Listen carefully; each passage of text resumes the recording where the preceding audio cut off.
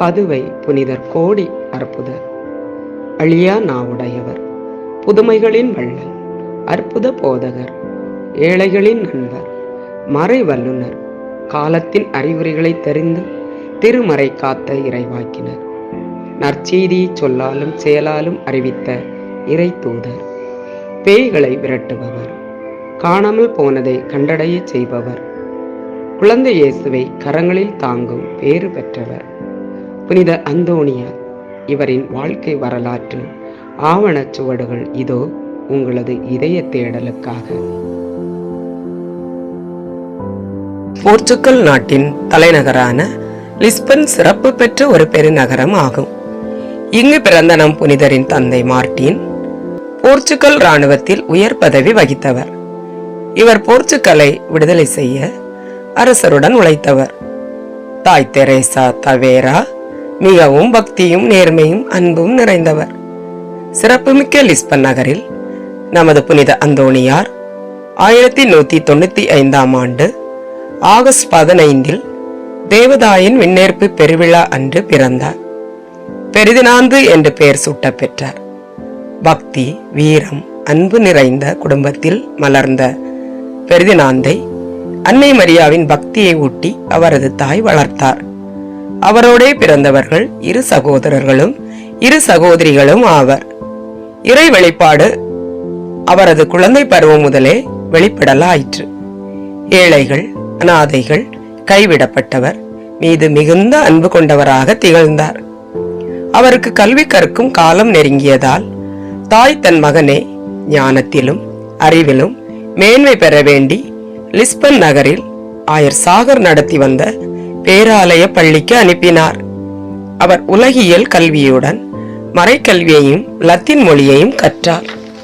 குழந்தை பருவம் முதலே அளவற்ற தெய்வ பயமும் நற்குணங்களும் நிறைந்து தேவதாயின் மீது அதிக அன்பு கொண்டவராக விளங்கினார். பெரிதினாந்துவின் சொல் செயல் வடிவங்களை கண்ணுற்ற சாகராண்டகை அவர் பெற்றோரிடம் இவர் பிற்காலத்தில் மாபெரும் புனிதராக திகழ்வார் என்று சான்று பகர்ந்தார். இறை பார்வையில் ஒளி வீசி விளங்கிய அவரை சாத்தான் தன்னுடைய முதல் சோதனைக்கு ஆளாக்கியது. திருப்பலிக்கு தினந்தோறும் உதவி செய்யும் சிறுவன் பெரிதினாந்துவை அந்த சாத்தான் சோதித்தான். சாத்தான் தன் கோர முகத்துடன் சிறுவன் பெரிதினாந்து முன் தோன்றினான். அப்போது அவர் நடுங்கினாலும் தலை குனிந்து தயக்கமின்றி சிலுவை அடையாளத்தை பளிங்கு தரையின் மீது வரைந்தார். என்ன ஆச்சரியம்! சாத்தான் அலறி ஓடினான். இப்புதுமையை பங்கு குருவும் பார்த்து இச்சிறுவன் பிற்காலத்தில் பெரும் புனிதராக வருவார் என்று ஆசீர்வதித்தார்.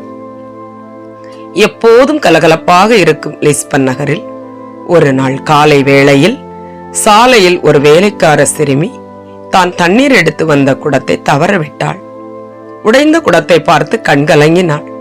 இதை கண்ட பெரிதினாந்து அவள் மேல் இரக்கமுற்று உடைந்த துண்டுகளை ஒன்றாக பொருத்தினார். என்ன அற்புதம்! குடம் ஒட்டி கொண்டது. சிறுவன் பெரிதினாந்தின் இந்த அற்புதம் லிஸ்பன் நகரமெங்கும் பரவியது. ஒரு நாள் பெரிதினாந்தின் தந்தை வயல்வெளிக்கு சென்று வயலில் கதிர்களை உண்ணும் குருவிகளை விரட்ட பணித்தார். அவரும் இசைந்து சென்றார். தன் தந்தையின் சொல்லுக்கு கீழ்ப்படிந்தாலும் அவரின் மனம் ஆலயத்தின் மீதே இருந்தது. இறைவனை வேண்டினார். ஆச்சரியம், அற்புதம்! அனைத்து குருவிகளும் மாளிகையில் அமைதியாக அடைந்தன. ஆலயம் சென்று திருப்பலி நிறைவு செய்துவிட்டு ஆனந்தமாய் வீடு திரும்பினார். வழியில் தந்தையை கண்டார். தந்தை கடிந்து கொண்டார். ஆகிலும் தந்தை மனம் அருந்தினார். ஏனெனில் எல்லா குருவிகளும் மாளிகையினுள் இருந்ததையும் அவைகள் அசுத்தம் ஏதும் செய்யாததையும் கண்டும் இம்மகனை தனக்கு அளித்த இறைவனுக்கு நன்றி கூறினார். ஆம், ஒவ்வொரு மணித்துளியும் ஆண்டவர் இயேசுவின் அற்புதங்களை நிகழ்த்தினார். குளிர்காலத்தில் ஒரு நாள் தனது அறையில் இருந்தார். யாரோ கதவை தட்டும் ஓசை கேட்டு கதவை திறந்தார்.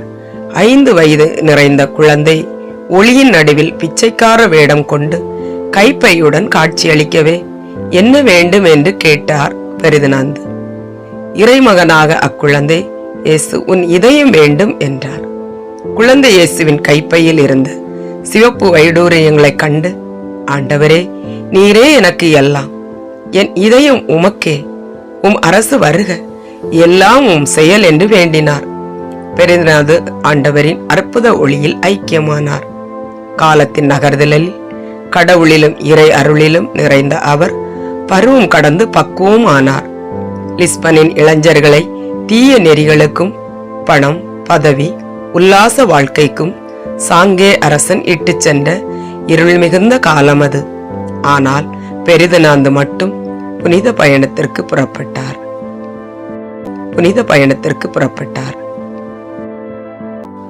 பெரிதனாந்து 1210 ஆண்டு பட்டணத்துக்கு வெளியே இருந்த புனித அகஸ்தினார் குறுமடம் சென்று வேதாகம படிப்பில் ஐக்கியமானார். குறுமடத்தின் முழுமையான ஒழுக்க நெறியோடு அமைதியாக வாழத் தொடங்கினார். மடத்தில் பெருக்குதல், துடைத்தல் போன்ற வேலைகளை பணிவுடன் செய்தார். தன்னோடு பணி செய்யும் துறவற சகோதரர் ஒருவர் பிசாசின் பிடியில் மிகவும் துன்புற்றார். அவரை அன்புடன் கவனித்து தன் மேலாடையை அவருக்கு அணிவித்தார்.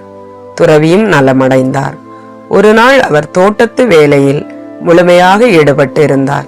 அது திருப்பலி வேலையாதலால் நற்கருணை நாதரின் எழுந்தேற்றத்தை ஆராதிக்க ஆவல் கொண்டார். ஆச்சரியமாக ஆலயத்திற்கும் தோட்டத்திற்கும் இடையில் இருந்த சுவர் விலகியது. முழந்தால் படியிட்டு நற்கருணை நாதரை வணங்கினார். பெருமகிழ்வு கொண்டார். மீண்டும் சுவர் முன்போல் ஆகியது. தான் பெற்ற இறை அனுபவத்தை தனது குறுமட மேலாளரிடம் கூறி ஆனந்தம் அடைந்தார். பணிவு, அடக்கம், ஒழுக்கம், இறை பக்தியில் நிறைந்து விளங்கிய அவர் மேல் சக துறவிகள் பொறாமை கொண்டனர். ஒரு நாள் வெளியில் சென்று விட்டு உணவு அருந்த வரும் வேளையில் அவருக்கு உணவு இல்லாமல் சக குருக்கள் அனைத்தையும் உண்டு வெறுமையாக்கினர். இதை உணர்ந்த அவர் உணவு மேஜையில் ஒரு துணியை விரித்து ஜெபித்தார். வகை வகையான உணவுகள் வந்தது. அனைத்து குருக்களையும் அழைத்து பகிர்ந்து உண்டார். இறை அருளால் மாபெரும் அற்புதத்தை நிகழ்த்தினார். எதை உண்போம், எதை குடிப்போம், எதை உடுப்போம் என்பதை பற்றி இறை ஊழியன் கவலைப்பட தேவையில்லை என்பதை தன்னோடு வாழ்ந்த துறவிகளுக்கு அன்பாக அறிவுறுத்தினார். ஒரு நாள் சக துறவிகளுடன் அருகில் இருந்த தீவிற்கு சென்றார். தனிமையில் இயற்கையில் இறைவன் இருப்பதைக் கண்டு பரவசம் அடைந்தார். அவர் மீது பொறாமை கொண்ட சக துறவிகள் அவரை பழி தீர்க்க தீவிலேயே தனிமையாக விட்டுவிட்டு பயணமானார்கள். ஆயினும் உலகமெல்லாம் ஆட்சி செய்யும் ஆண்டவரின் சீடரான அவர் இதை உணர்ந்து துறவிகள் குறுமடம் வருவதற்கு முன்பாகவே தன்னுடைய அறையில் ஜெபித்து கொண்டிருந்தார். ஆண்டவரின் அருளை பெற்ற இவரை கண்டு அவர் மீது பொறாமை கொண்ட துறவிகள் பதறி போயினர். துறவரம் ஒரு தவவரம். தன்னையே மறந்து விண்ணையே உறைவிடமாக அடைய தயார் செய்யும் களம். இங்கு பந்தம், பாசம், நட்பு, உறவு, செல்வம், ஆசை என அனைத்தையும் அறுத்து எறியும் பயிற்சி களம் என்பதை உணர்ந்ததால் தன்னை அடிக்கடி காணவரும் உற்றார், உறவினர், மற்றாரை மறக்க லிஸ்பனில் இருந்து வடக்கே இருந்த கோயில்புறா குறுமடத்திற்கு சென்றார். துறவரத்தின் முழு வடிவத்தில் 1219 ஆண்டு தனது 24ஆம் வயதில் அகஸ்தினார் சபையின் குருவாக குருப்பட்டம் பெற்றார். அறப்பணியில் அளவளாவி தெரிந்த அவரை 1219 ஆண்டு மாலை வேளையில் பிராட், பீட்டர், அர்ஜுன்தாஸ், அக்குர்சியஸ், ஓட்டோ என்ற 5 பிரான்சிஸ்கன் சபை துறவிகள் கோயில்புறா மாடத்தில் அவரை சந்தித்தனர். அவர் அவர்களை அன்புடன் உபசரித்தார். அசிசி சபையின் பணிவு, எளிமை, புனிதம் அறிந்து தானும் அச்சபையிலே இணைய ஆசை கொண்டார். ஒரு தினம் அசிசியார் சபை துறவிகள் பிச்சை கேட்டு வந்தவர்களிடம் தானும் அவர்கள் சபையில் சேர விரும்புவதாக தெரிவித்தார். இது பற்றி அகஸ்தினார் சபை மேலாளரிடம் இருந்து அனுமதி பெறப்பட்டது. 1220 ஆண்டு செப்டம்பர் திங்கள் 22ஆம் நாள் பிரான்சிஸ்கன் சபையில் சேர்ந்து அந்தோணியார் என்று பெயர் சூட்டப்பட்டார். இவ்வாறு பெரிதினாந்து அந்தோணியார் ஆனார்.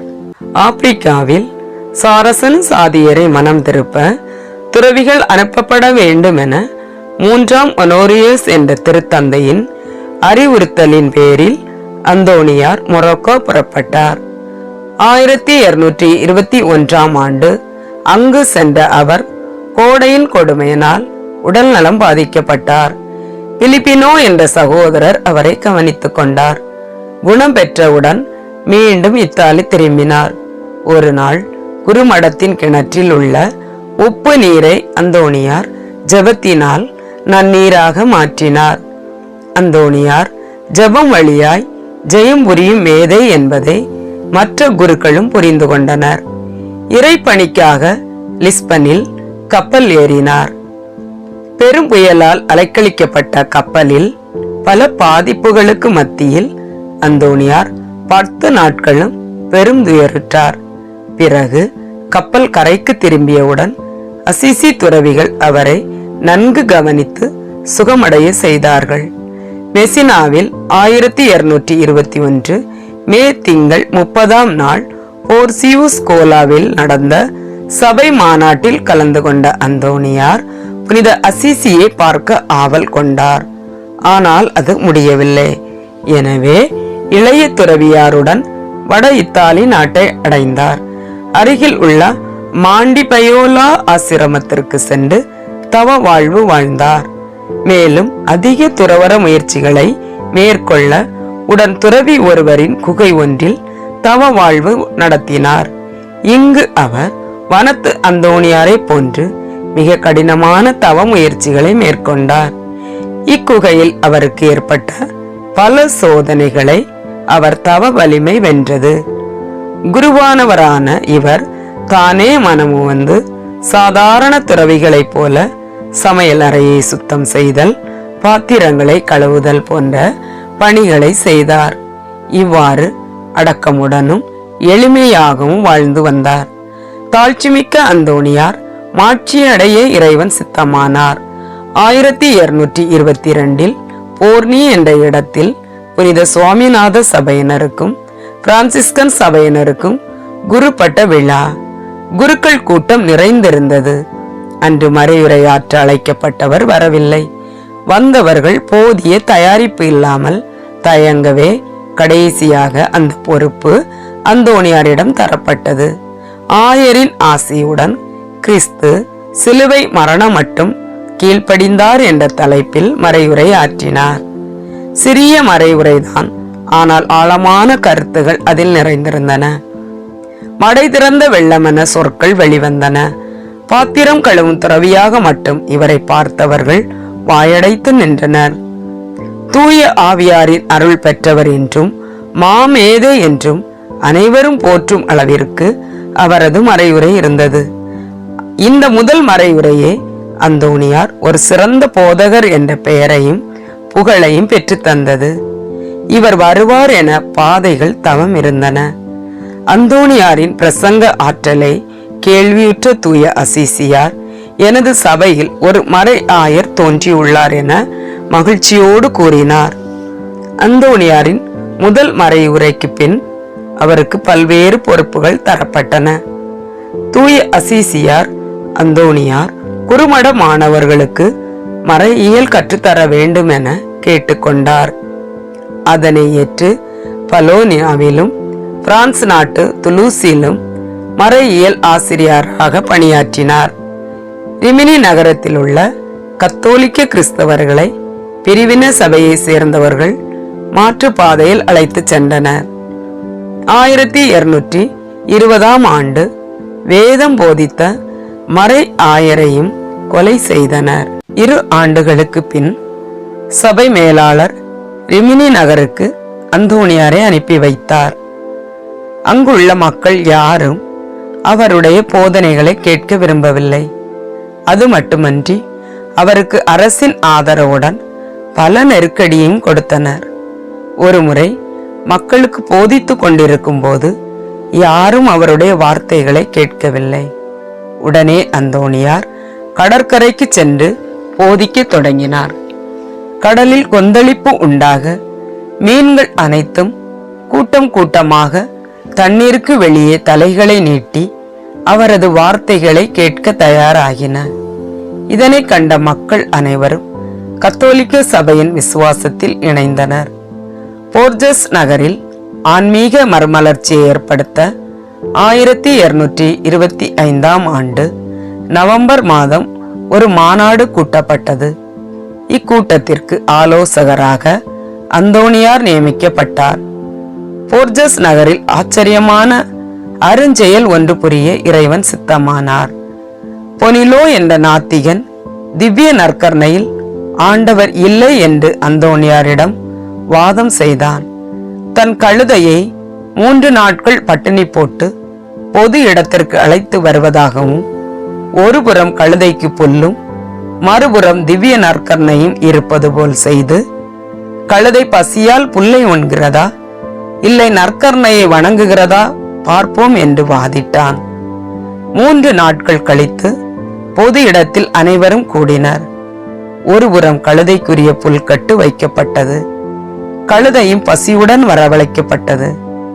அந்தோணியார் திவ்ய நற்கர்ணையை பயபக்தியுடன் எடுத்து வந்தார்.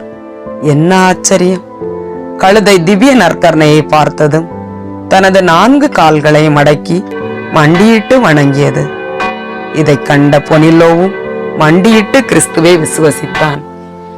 அந்தோணியாரின் அற்புத அதிசயங்களை அகிலமே அறிய தொடங்கியது. பாவிகளை மனம் திருப்பவும் வல்லமையான மறைவுரையை ஆற்றவும் குருமட துறவிகளுக்கு போதிக்கவும் புனித அசீசியார் அந்தோணியாரை அழைத்தார். அந்தோணியாரும் பணிந்து குருமட துறவிகளுக்கு ஆழமாக போதித்தார்.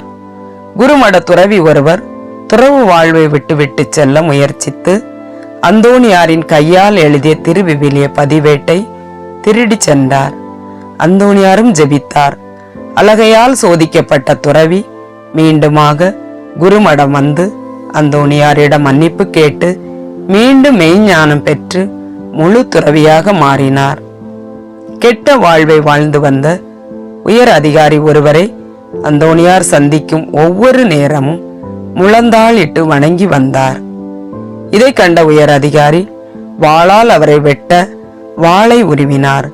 ஆனால் வெட்ட முடியவில்லை. அந்தோணியார் அவரிடம், நீர் ஒரு நாள் கிறிஸ்துவுக்காக மரித்து எனக்கு முன்பாக விண்ணுலகில் இருப்பீர் என்றார். அந்த அதிகாரியோ ஏளனமாக சிரித்தார். பின் மௌனமாக விட்டகன்றார். தன் வாழ்வை படிப்படியாக திருத்தினார். சிலுவை யுத்தத்தில் பங்கேற்று பாலஸ்தீனாவில் வேத சாட்சியாக இறந்தார். அந்தோணியாரின் வாக்கு நிறைவேறியது. மாதா ஆரோபண திருநாளன்று அது பற்றி அந்தோணியாருக்கு சந்தேகம் ஏற்படவே சிந்தனையில் ஆழ்ந்தார். அப்பொழுது தேவ அன்னை மகிமையுடன் தோன்றி தன் ஆன்மாவுடனும் உடலுடனும் பரலோகத்திற்கு எடுத்துச் செல்லப்பட்டது உண்மை என்று உணரச் செய்தார். அந்தோணியார் வாழ்ந்த குருமடத்திற்கு அருகில் இருந்த நீர்நிலைகளில் தவளைகள் வாழ்ந்து வந்தன. அவைகள் எழுப்பிய ஒலி குருமட மாணவர்களின் படிப்பிற்கு இடையூறாக இருந்தது. இது பற்றி அந்தோணியாரிடம் முறையிட்டனர். கனிவுடனும் பரிவுடனும் கேட்ட அந்தோணியார் தவளைகளை நோக்கி, தவளை சகோதரர்களே, அமைதியாக இருங்கள் என்றார். அது முதல் அவைகளால் எந்த தொல்லையும் இல்லை. ஒரு முறை அந்தோணியார் மக்களுக்கு போதிப்பதற்காக மேடை அமைக்கப்பட்டது. சாத்தான் அம்மேடையை சரித்துவிட திட்டமிட்டதை அந்தோணியார் தம் வல்லமையால் முன்கூட்டியே உணர்ந்தார். அவர் மறையுரையாற்றும் போது மக்களை நோக்கி, இப்பிரசங்க மேடையை சாத்தான் திடீரென்று இடித்து வீழ்த்துவான், பயப்படாதீர்கள், ஆண்டவர் காப்பார் என்று சொல்லி முடித்ததும் மேடை பலத்த ஓசையோடு கீழே சரிந்தது. ஆயினும் எவருக்கும் எந்த பாதிப்பும் ஏற்படவில்லை. அந்தோணியாரின் மறைவுரையை கேட்க தொட்டிலில் தன் குழந்தையை தூங்க வைத்துவிட்டு வந்த பெண் மறைவுரையை கேட்டுவிட்டு மிக்க மகிழ்ச்சியுடன் வீடு திரும்பினாள். தொட்டிலில் இறந்து கிடந்த தன் குழந்தையை கண்டு அதிர்ச்சி கொண்டு அழுது கொண்டே அந்தோணியாரிடம் சென்றாள். அனைத்தையும் கேட்ட அந்தோணியார், உன் குழந்தை வீட்டில் விளையாடுகிறது, சென்று பார் என்றார். விசுவாசத்தோடு வீடு திரும்பினாள். இறந்து கிடந்த குழந்தை மகிழ்ச்சியாய் துள்ளி விளையாடி கொண்டிருந்தது. 1226 அக்டோபர் 3ஆம் தேதி திருச்சபையின் வரலாற்றில் முக்கியமான நாள். புனித அசிசியார் தன் உலக வாழ்வை விட்டு விண்ணக வாழ்வின் பேரின்பத்தை அடைந்தார். அப்போதைய துணைத் தலைவர் எலியாஸ் சபைக்கு புதிய தலைவரை தேர்ந்தெடுக்க அனைவரையும் அழைத்திருந்தார். மறை மாநில அதிபராக இருந்த அந்தோனியாரும் இத்தாலி சென்றார். பயணத்தின் போது ஒரு ஏழை பெண்ணின் வீட்டில் விருந்துண்ண சென்றார். விண்ணக விருந்தாளிகளை சந்தித்தது போன்ற பெரும் மகிழ்ச்சி அப்பெண்ணுக்கு ஏற்பட்டது. துறவிகளை உபசரிக்கும் அவசரத்தில் திராட்சை ரச ஜாடியை மூட மறந்தாள். திராட்சை ரசம் முழுவதும் ஒழுகி வீணானது. பக்கத்து வீட்டிலிருந்து இரவல் வாங்கிய விலை உயர்ந்த கண்ணாடி ஜாடியும் கீழே விழுந்து தூள் தூளானது. செய்வதறியாது திகைத்தாள் அப்பெண். அந்தோனியார் இதைக் கண்டு அவள் மீது இரக்கம் கொண்டு உடைந்த கண்ணாடி துண்டுகளை எடுத்து சேர்த்து அவைகளின் மீது சிலுவை அடையாளமிட்டு ஜெபம் செய்தார். உடைந்த கண்ணாடி ஒன்று சேர்ந்தது. ரசம் ஜாடியில் மீண்டும் நிரம்பியது. அந்தோனியாரின் நண்பர்களில் ஒருவர் தீசோ ஒரு நாள் அந்தோனியாரை தனது மாளிகைக்கு வருமாறு அன்புடன் அழைத்தார். அங்கு சென்ற அந்தோனியாரை மிகுந்த அன்புடன் கவனித்த தீசோ அவருக்கு தனி அறையையும் கொடுத்து தங்க வைத்தார். இரவில் பேரொலியில் அந்தோனியார் யாருடனோ பேசுவது போல் உணர்ந்து சாவி துவாரத்தின் வழியே பார்த்தபோது குழந்தை இயேசு மேசையின் மீதிருந்த வேதாகமத்தில் சுடர் ஒளி மத்தியில் அந்தோனியாரிடம் நிற்பதை பார்த்து மோட்சத்தை தன் வீட்டிலேயே கண்டது போல் உணர்ந்தார். அந்தோனியாரின் அரிய போதனைகளை கேட்ட பீட்டர் என்ற இளைஞன் திரு உடைகளை அந்தோனியாரிடமிருந்து பெற்றான். சாத்தான் சோதனை செய்யவே அவ்வாடைகளை அணிய மறுத்தான். அந்தோனியார் அவனை தம் அறைக்கு அழைத்துச் சென்று அவனது வாயை திறந்து பரிசுத்த ஆவியை பெறுவாய் என்றார். சோதனை நீங்கி அருள் வாழ்வில் அத்துறவி விளங்கினார். ஒரு நாள் தேவாலயத்தில் பிரசங்கம் செய்து கொண்டிருந்த அந்தோனியார் திடீரென அமைதியானார். ஆலயத்தில் அனைவரும் ஏதோ அதிசயம் நடைபெறப் போகிறது என்று எதிர்பார்த்தனர். அந்தோனியாரோ அந்த நேரம் ஜெபம் செய்யும் நேரமாதலால் தனது மடத்திற்கு சென்று ஜெபம் செய்துவிட்டு திரும்பி வந்து மறைவுரையை தொடர்ந்தார். இக்கணம் இறைவன் அந்தோனியாருக்கு ஒரே நேரத்தில் இரு இடங்களில் இருந்திடம் மேலான வரத்தை அளித்தார். எல்லா வெள்ளிக்கிழமைகளிலும் சுத்தபோசனம் அனுசரித்த அந்தோனியாரை சில பதிதர்கள் விருந்துக்கு அழைத்தனர். இறைச்சியை மீன் சமைப்பது போல் சமைத்து அவர் முன் வைத்தனர். அந்தோனியாரும் அவ்வுணவை சிலுவை அடையாளமிட்டு உண்டார். உணவருந்திய பின் அவர் சுத்தபோசன நெறியை மீறியதாக சொல்லி இழித்துரைத்தனர். எஞ்சி இருந்த உணவை பார்த்து அவர்கள் திகைத்து போனார்கள். அது மீன் உணவாக இருப்பது கண்டு ஆச்சரியமடைந்து, இவர் தேவ அருள் பெற்றவர், இவரை சோதிக்க நம்மால் இயலாது, இவரின் இறைவனே உண்மையான இறைவன் என பறைசாற்றினர். இப்புதுமை பற்றிய செய்தி எங்கும் பரவவே அதன் பின் அவரை சோதித்திட எவரும் துணியவில்லை, முன்வரவும் இல்லை. அநியாய வட்டியினால் அவதியுற்ற பதுவை மக்களை காப்பாற்ற 1231 ஆண்டு மார்ச் திங்கள் 15 நாள் கடன் நிவாரண சட்டம் பிறப்பிக்க செய்தார்.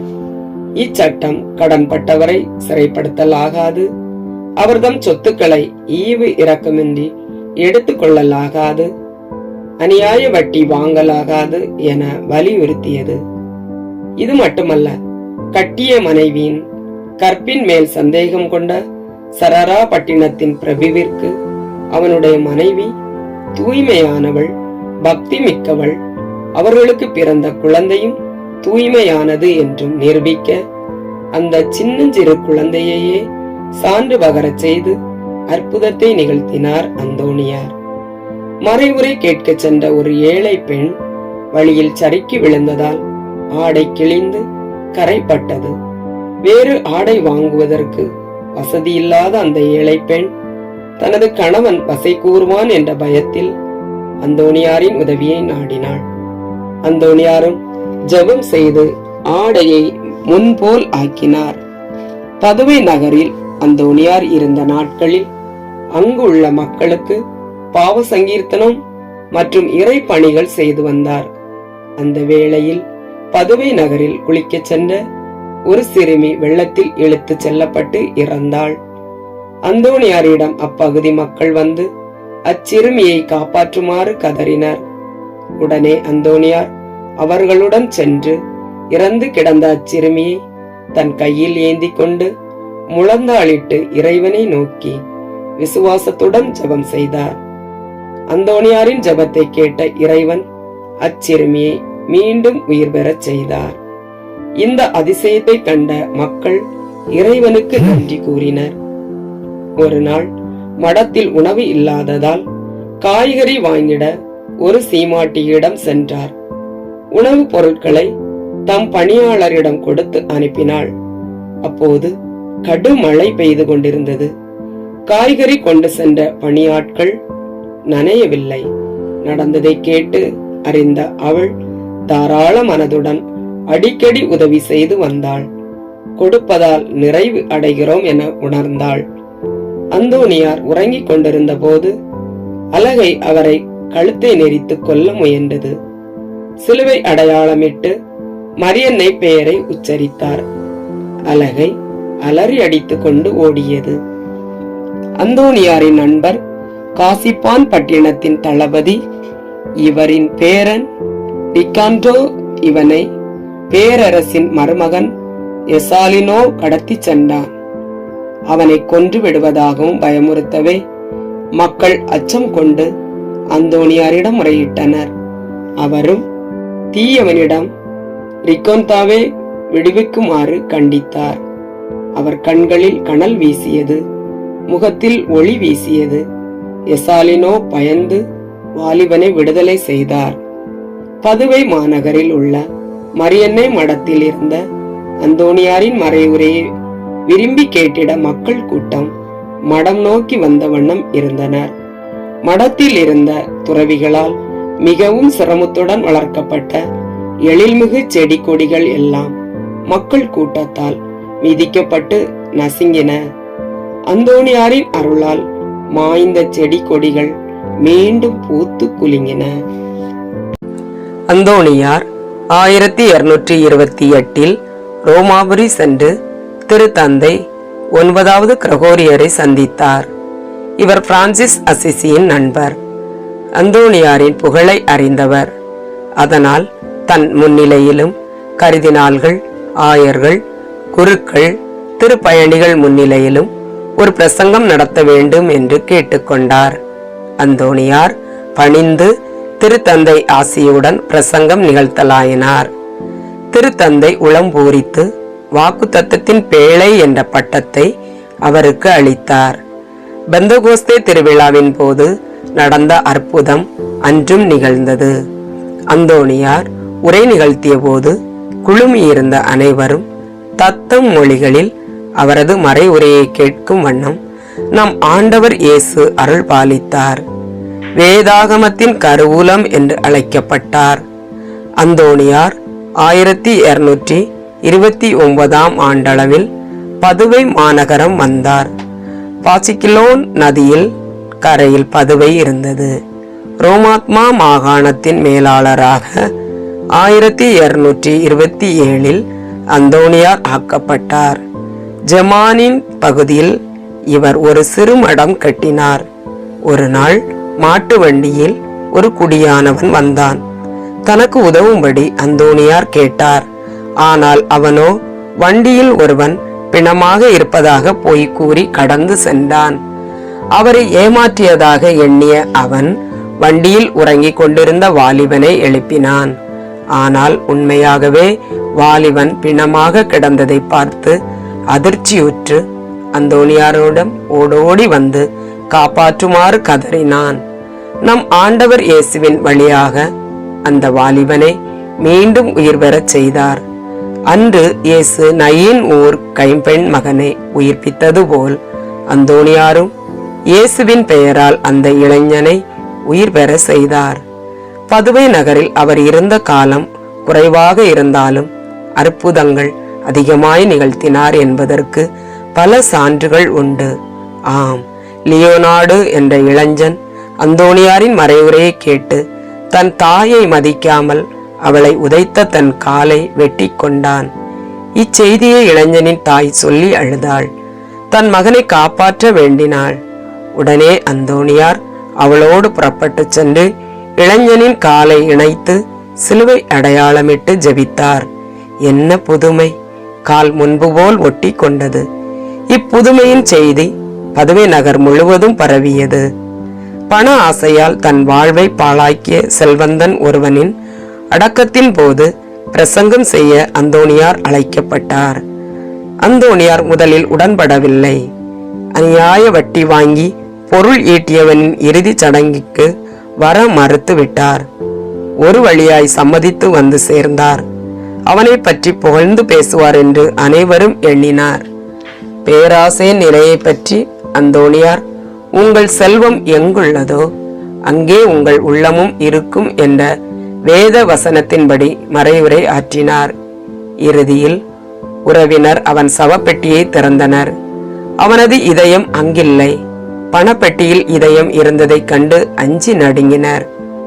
ஒரு முறை களவு செய்யாமல் இருப்பாயாக என்ற கட்டளையின் பொருளில் பிரசங்கித்த அந்தோணியாரின் வார்த்தையை கேட்ட திருடர்கள் மனம் மாறி அவரின் ஆசீர் பெற்று தங்கள் பாவ வாழ்வை விட்டுவிட்டு புதிய வாழ்வை தொடங்கினர். ஒரு நாள் அந்தோணியாரின் விசுவாசத்தையும் சக்தியையும் சோதிக்க எண்ணிய விஷமிட்ட உணவை கொடுத்து, இந்த உணவை உண்டு நீர் உயிர் வாழ்ந்தால் நாங்கள் கத்தோலிக்க மதத்தை பின்பற்றுகிறோம் என்றனர். அந்தோணியாரும் மனமகிழ்ச்சியுடன் சிலுவை அடையாளமிட்டு உண்டார். என்ன அதிசயம்! அவிவிசுவாசத்தால் அவருக்கு யாதொரு தீங்கும் ஏற்படவில்லை. அவரை சோதித்த பதிதர் அனைவரும் கத்தோலிக்க மதத்தை தழுவினர். இயேசுவை போற்றினர். ஒரு நாள் சாத்தான் அந்தோணியாரிடம், நீர் எவ்வளவோ புதுமைகள் செய்கின்றீரே, உலகினை ஒரு நொடியில் சுற்றி வர உம்மால் முடியுமா? உம் கடவுள் உதவுவாரா? என்னால் முடியும், என் வல்லமைதான் பெரிது என்றது. அந்தோணியார் சிலுவை அடையாளத்தை தரையில் வரைய அது சுடர்விட்டு ஒளிர்ந்தது. அந்தோணியார் அதை சுற்றி வந்தார். சிலுவைதான் உலகு. உலக மீட்பு சின்னம் சிலுவை. சிலுவையின்றி உலக மீட்பு இல்லை. இயேசு உலக இரட்சகர். சிலுவையின்றி மறு உலகம் இல்லை. சிலுவை அழியாத உலகம் என்றார். சிலுவையை கண்டு பயந்து நடுங்கி பிசாசு ஓடியது. நிமிடத்திற்கு நிமிடம் அற்புதங்களையும் புதுமைகளையும் ஆண்டவர் இயேசுவின் நாமத்தினால் செய்து வந்த அந்தோணியார் தன் மரண வேளை நெருங்குவதை உணர்ந்து அதற்கு தன்னை தயார் செய்ய காம்போ சேம்பியர் என்ற இடத்திற்கு செல்ல விரும்பினார். அதற்காக தனது சபை மேலாளர் அனுமதி பெற கடிதம் ஒன்றை எழுதினார். கடிதத்தை மேலாளரிடம் கொண்டு செல்ல ஒருவர் தயாரானார். அந்தோணியார் எழுத கடிதம் மாயமாய் மறைந்தது. இதனை கண்ட அந்தோணியார் தனது பயணம் தேவ விருப்பம் இல்லை என்பதாக எண்ணினார். ஆனால் தேவ ஆவியினால் அக்கடிதம் சேர்க்கப்பட்டது. மேலாளரின் உத்தரவும் கிடைத்தது. உத்தரவின் பேரில் காம்போ சேம்பியர் சென்ற அந்தோணியாரை அவரது நண்பர் தீசோ அன்புடன் வரவேற்றார். அந்தோணியாரின் விருப்பப்படி அழகிய தோட்டத்தின் நடுவில் வவல்நட் மரத்தில் ஒரு குடிசையை ஏற்படுத்தி கொடுத்தார். அந்தோணியாருடன் வந்த சக குருக்கள் லூகாஸ், ரோஜர் என்பவர்களுக்காகவும் தனித்தனி குடில்களும் அமைக்கப்பட்டன. தன் அந்திம காலம் அருகில் உள்ளதை அறிந்த அவர் கடும் ஜபமும் தவமும் தியானமும் செய்து வந்தார். 1231 ஆண்டு ஜூன் திங்கள் 13 நாள் வெள்ளிக்கிழமை மதிய உணவை அருந்த சென்ற அந்தோணியார் உணவு அறையில் பலவீனத்தால் தள்ளாடி மூர்ச்சையானார். உடனே அவரை ஒரு வண்டியில் ஏற்றி ஆர்சில்லாவே பட்டணத்தில் உள்ள புனித கிளாரம்மாள் மடத்திற்கு கொண்டு சென்றனர். ஆர்சில்லா சென்றதும் மீண்டும் நோய் அவரை வன்மையாய் தாக்கியது. பலம் அனைத்தும் இழந்தவராய் காணப்பட்ட அவர் சிறிது நலமுற்றதும் பாவ சங்கீர்த்தனம் செய்து நற்கருணை அருந்தினார். அவர் ஆன்மா ஆனந்தத்தில் திளைத்தது. தன் தாயார் தனக்கு கற்றுத்தந்த, தன் வாழ்நாள் முழுவதும் பாடி வந்த தேவதாயின் ஓ மகிமை பொருந்திய ஆண்டவளே என்ற பாடலை பாடினார். பின் வானத்தையே அண்ணார்ந்து பார்த்த வண்ணம் இருந்தார். அருகில் இருந்த சகோதரர் எதை பார்க்கிறீர் என வினவினார். என் ஆண்டவரை காண்கிறேன் என பதில் வந்தது. பின்பு அந்தோணியாருக்கு அவஸ்தை பூசுதல் கொடுக்கப்பட்டது. தாவீது அரசரின் தவ சங்கீதங்களை அவர் ஜபித்தார். உடன் துறவிகளும் உருக்கமாய் ஜபித்தனர். சுமார் அரை மணி நேரம் ஆண்டவரிடம் அமைதியாக மௌனமாக பேசிக் கொண்டிருந்தார்.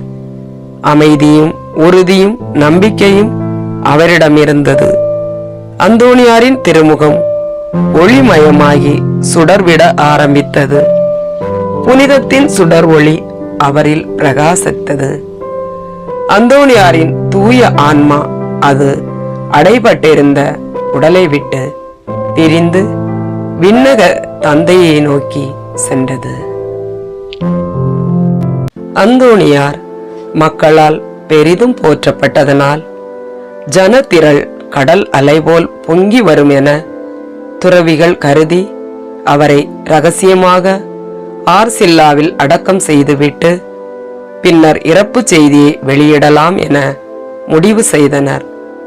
ஆனால் இறைவன் தனக்காய் முற்றிலும் தன்னை அர்ப்பணித்து வாழ்ந்த திருமகனை தம் திருவடிகளில் சேர்ந்த அடியானை மகிமைப்படுத்த திருவுளமாகி பதுவை நகர் சிறுவர்களின் வாய்களை திறந்தார். அவர்கள் வீதிகளில் அங்குமிங்கும் ஓடி தூய பிதா இறந்தார், அந்தோணியார் இறந்துவிட்டார் என சொல்லி திரும்பினர். பதுவை ஆலய மணிகளும் லிஸ்பன் ஆலய மணிகளும் ஒலித்தன. அந்தோணியார் மரணமடையும் சற்று முன்னர் தனது நண்பரான வெர்சல்லி மடத்து மேலாளர் தாமஸ் என்பவருக்கு தோன்றினார். தொண்டை நோயினால் அவதிப்பட்டு கொண்டிருந்த நண்பரின் தொண்டையை தொட்டு பின்பு மறைந்து போனார். அவரது தொண்டை நோய் உடனே அகன்றது. அந்தோணியார் திடீரென்று தோன்றி மறைந்ததையும் தனக்கு சுகம் அளித்ததையும் கண்ட மடத்து மேலாளர் உடனே அவரை பற்றி விசாரித்து அவரது மரண செய்தியை அறிந்து கொண்டார். அந்தோணியாரின் உடலை எங்கு அடக்கம் செய்வது என்று ஒரு விவாதமே உண்டானது. அதை இறந்த உடலாக யாரும் பார்க்கவில்லை. படுத்துறங்கும் பரிசுத்த ஆவியின் ஆலயமாகவே பார்த்தனர். ஆர்சில்லாவில் இறந்தமையால் கோவிலில் புதைக்கப்பட வேண்டும் என்று கிளாரம்மாள் சபையினர் விரும்பினர். சுற்றி வாழ்ந்த துறவிகள் பதுவாவில் புதைக்கப்பட வேண்டும் என்று விரும்பினர். அந்தோணியாரின் உடலை வைத்திருப்பது பெரும் போட்டியாகவே எழுந்தது. இறந்த உடலை வைத்திருப்பதில் இத்தனை போட்டியா? மண்ணில் வித்தான இந்த சொத்துக்கு இத்தனை பேர் உரிமை கொண்டாடுவதா? ஏனெனில் புண்ணியங்களின் புதையல் மண்ணில் விதைக்கப்பட்ட விண்ணகத் துண்டு. இதன் பின்னர் அந்தோணியாரின் உடலை ஆடம்பரமாக பதுவையில் அடக்கம் செய்ய ஏற்பாடுகள் நடந்தன. ஆயர் அவர்கள் திருப்பலியை துறவிகளின் ஆலயத்தில் நிறைவேற்ற வெகு வணக்கத்துடன் அவரது திருவுடல் 1231 ஆண்டு ஜூன் மாதம் 17ஆம் தேதி செவ்வாய்க்கிழமை அன்று அவர் மரித்த 5ஆம் நாள் அவர் விரும்பிய இடத்திலேயே அனைவருடைய அன்பு கொண்ட கண்ணீருடனும் ஜெபத்துடனும் வெகு விமர்சையாக அடக்கம் செய்யப்பட்டது. அவர் அடக்கம் செய்யப்பட்ட நாளன்று ஏராளமான அருஞ்செயல்களும் அருள் அடையாளங்களும் நடந்தன. அந்தோணியாரின் உடல் அடக்கம் செய்யப்பட்ட ஆலயம் 1232 மாபெரும் ஆலயமாக கட்டுப்பணி தொடங்கப்பட்டது. கட்டும் பணி முடிந்திட 100 ஆண்டுகள் ஆயிற்று. இறந்த ஓராண்டுக்குள் தூய ஆவியானவரின் திருவிழாவின் 1232 ஆண்டு மே மாதம் 30ஆம் நாள் 9ஆம் கிரகோரியரால் அந்தோணியார் புனிதராக அறிவிக்கப்பட்டார். அன்று மட்டும் 56 புதுமைகள் எடுத்து கூறப்பட்டது. அந்தோணியார் பெரிய புனிதர் என போற்றப்பட்டார், மகிமைப்படுத்தப்பட்டார். பாப்புவால் தூயவர் என பிரகடனப்படுத்தப்பட்டார் என்பதற்கு காரணம்தான் என்ன?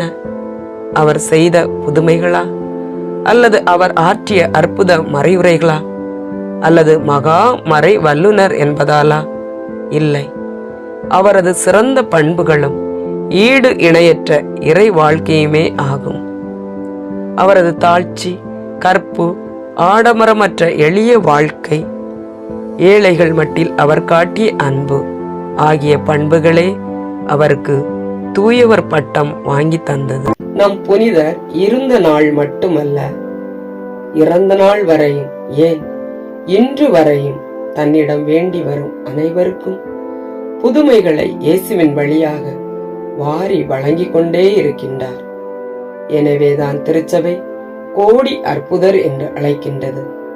புனிதர் இறந்து 32ஆம் ஆண்டில் அவரது திருவுடலை முதலில் வைக்கப்பட்டிருந்த இடத்திலிருந்து எடுத்து புதிய ஆலயத்தில் வைக்கும் பொருட்டு அவரின் கல்லறை 1263இல் திறக்கப்பட்டது. அவரின் உடல் முழுவதும் அழிந்து போய்விட்டது. ஆனால் அவரின் நாக்கு மட்டும் உயிருள்ள நாவு போல் அழியாமல் இருந்தது. அன்றைய சபையின் அதிபராகிய பொனவந்தோ அந்த நாவை கையில் எடுத்து, ஓ ஆசீர்வதிக்கப்பட்ட நாவே, நீ எப்பொழுதும் ஆண்டவரை புகழ்ந்தாய், பிறரையும் புகழச் செய்தாய். நீ பெற்ற பெரும் தகுதியை நாங்கள் இப்போது கண்கூடாக காண்கின்றோம் என்றார். 1946ஆம் ஆண்டு ஜனவரி திங்கள் 16ஆம் நாள் பார்ப்பிரை 12ஆம் பத்திநாதர் புனிதருக்கு திருச்சபையின் மாமேதை என்ற பட்டத்தை அளித்தார். போர்ச்சுகல் நாட்டில் சாத்தானால் பீடிக்கப்பட்ட ஒரு பெண் வாழ்ந்து வந்தாள். தேகஸ் என்ற நதியில் விழுந்து தற்கொலை செய்து கொண்டால் முடிவில்லா இன்பம் கெட்டும் என்ற எண்ணத்தை அடிக்கடி அவளுள் எழுப்பியது சாத்தான். புனிதரின் மீது மிகுந்த பக்தி கொண்ட அப்பெண் ஆலயம் சென்று, புதுவை வள்ளலே, நான் ஆற்றில் விழுந்து மடிந்ததும் நித்திய மோட்சம் அடைய உதவி புரியும் என மன்றாடிய அவள் மூர்ச்சையானாள். அலகையின் தொல்லையிலிருந்து காத்துக்கொள்ள எப்போதும் அணிந்து கொள்ள சிலுவை அடையாளம் பொறிக்கப்பட்டு, இதோ ஆண்டவரின் சிலுவை, சத்துருக்களே ஓடி ஒளியுங்கள், யூதா கோத்திரத்தின் சிங்கம், தாவீதின் சந்ததி வெற்றி கொண்டது, அல்லேலூயா அல்லேலூயா அல்லேலூயா என்று எழுதப்பட்ட ஒரு சீட்டை அவள் கழுத்தில் அணிவித்து மறைந்தார். அலகையும் அவளை விட்டகன்றது. தற்கொலை வேட்கையும் நீங்கியது.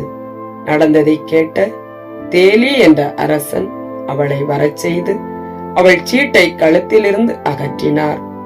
அலகை மறுபடியும் அவளுள் புகுந்தது. எனவே அதன் நகல் ஒன்றை எடுத்துவிட்டு சீட்டை மீண்டும் அவளுக்கே அணிவித்தான். எனவே தற்கொலை எண்ணம் என்றுமே அவளுக்கு எழவில்லை. இந்த அதிசய சீட்டு இன்று உலகெங்கும் பரவியுள்ளது. பலரும் பயனடைந்து வருகின்றனர். இச்சீட்டினை 5ஆம் சிக்ஸ்தூஸ் பாப்பானவர் நகலெடுத்து தூய ராயப்பர் பேராலயத்தில் பதித்தார். திருச்சிலுவை உயர்த்தப்பட்ட திருநாளன்று இச்செபம் இடம்பெறுகிறது. இச்சீட்டை உருவிடம் அளித்து மந்திரித்து அணிவது சால சிறந்தது. இது அந்தோணியார் சீட்டு என அழைக்கப்படுகிறது. அந்தோணியார் என்னும் அமைதி பூங்காவில் இத்தனை அதிசயங்களா? வாழ்க்கை முழுவதையும் கண்ணீரால் துளைத்தவர்களுக்கு வசந்தமான பூங்காற்றாகின்றார் அந்தோணியார். வேதனை தீயில் வெந்த பலருக்கு விடியல் வாழ்வை தந்த நம் புனிதரின் ஆன்மாவில் கடவுள் தமக்கு என ஒரு ஆலயத்தை அமைத்துள்ளார். இது புனித அந்தோணியாருக்கு கிடைத்த மாபெரும் பேறு. கடவுள் வாழும்படியாக அழகிய ஓர் ஆலயத்தை நாமும் நம்முள் புனித அந்தோணியாரின் வழியாக கட்டுவோம்.